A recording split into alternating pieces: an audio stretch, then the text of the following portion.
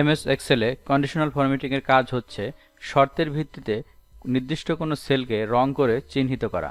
এটি আমরা রেজাল্ট শীটের ক্ষেত্রে প্রয়োগ করতে পারি। আমাদের এখানে একটি রেজাল্ট শীট রয়েছে যেখানে বিভিন্ন ছাত্রছাত্রীদের বিভিন্ন সাবজেক্টের নম্বর দেওয়া রয়েছে।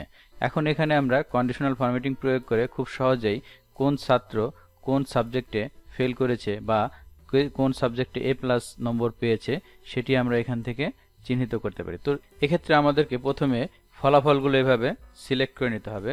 সিলেক্ট করে নেওয়ার পর আমাদেরকে ক্লিক করতে হবে হোম থেকে কন্ডিশনাল ফরম্যাটিং। এখানে যাওয়ার পর এখানে হাইলাইট সেল রুলস, এখানে সিলেক্ট করার পর আমরা এখানে দেখতে পাচ্ছি লেস দেন অপশনে ক্লিক করব। ক্লিক করলে আমাদের সামনে একটি লেস দেন বক্স চলে আসবে। এখানে আমরা লিখে দেব, যেহেতু আমরা প্রথমে যারা ফেল করেছে তাদের সেলগুলো চিহ্নিত করব, তো সেক্ষেত্রে আমরা 33 লিখে দিলাম। এরপরে এখান থেকে আমরা কালার সিলেক্ট করতে পারি। তো আমি প্রথমেই লাইট রেড এই কালারটি সিলেক্ট করলাম এবং ওকে ক্লিক করলাম। এখানে আমরা দেখতে পাচ্ছি যে স্টুডেন্টগুলো এখানে ফেল করেছে বা অকৃতকার্য নম্বর পেয়েছে তাদের সেলগুলো এভাবে রং হয়ে গিয়েছে বা চিহ্নিত হয়ে গিয়েছে। এভাবে আমরা খুব সহজেই বুঝতে পারবো যে রেজাল্ট শিটে কারা কোন সাবজেক্টে ফেল করেছে। ঠিক একইভাবে যদি আমরা চিহ্নিত করতে চাই যে কারা এ প্লাস পেয়েছে বা ৭৯-র উপরে নম্বর পেয়েছে, সেটি চিহ্নিত করার জন্য ঠিক একইভাবে হোম মেনু থেকে আমাদের conditional formatting highlight sell rules থেকে গ্রেটার দেন অপশনে ক্লিক করতে হবে। ক্লিক করার পর এখানে আমরা গ্রেটার দেন বক্স পাবো।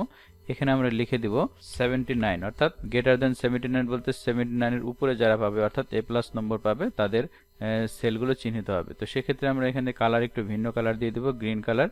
এখান থেকে সিলেক্ট করলাম গ্রিন কালার। এখন আমরা ওকে ক্লিক করব।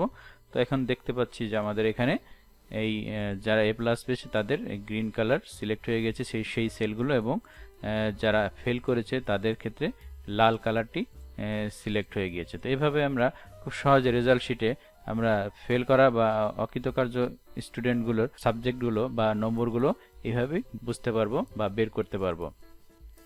এখন যদি আমরা এই রেজাল্ট শিটের এই ফরম্যাটটি আমরা রিমুভ করতে চাই, কন্ডিশনাল ফরম্যাটটি রিমুভ করতে চাই, সেক্ষেত্রে আবার আমাদেরকে সিলেক্ট করতে হবে এবং কন্ডিশনাল ফরম্যাটিং আবার ক্লিক করতে হবে এবং নিচে আমরা দেখতে পাচ্ছি যে ক্লিয়ার রুলস। এখানে গিয়ে আমরা এখান থেকে ক্লিয়ার রুলস ফ্রম সিলেক্টেড সেলে ক্লিক করার পর আমাদের এখানে কন্ডিশনাল ফরম্যাটিং এই কন্ডিশনটি উঠে যাবে।